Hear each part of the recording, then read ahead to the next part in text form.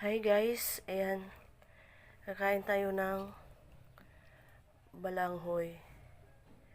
Ayan, with sarap. Ano ng humba guys?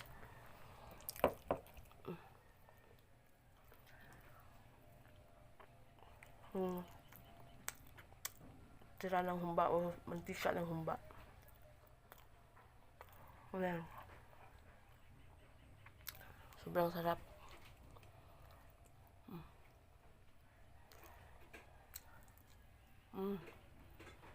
Grabe.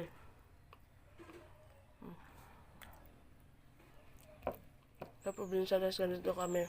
Mantika ng baboy with balanghoy.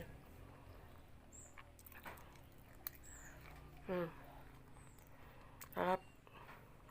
Kain mga guys.